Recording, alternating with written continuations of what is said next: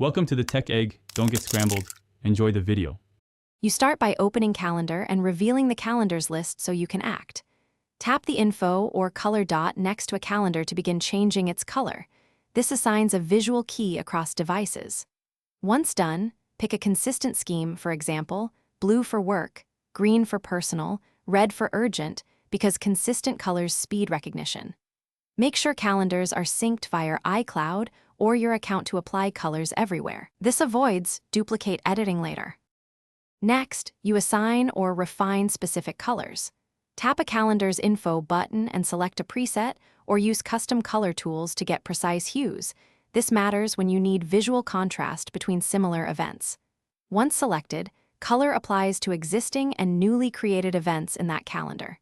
Make sure to rename ambiguous calendars so the color meaning is clear. If events still blend, adjust saturation or pick more distinct hues to reduce confusion during busy days. Finally, you verify and troubleshoot.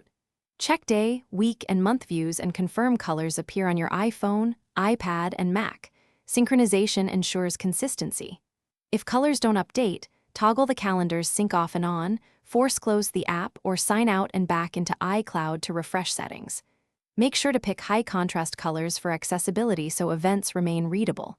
If problems persist, restart the device. That often resolves lingering display or sync glitches. Thanks for watching. Consider subscribing if I helped unscramble your problems.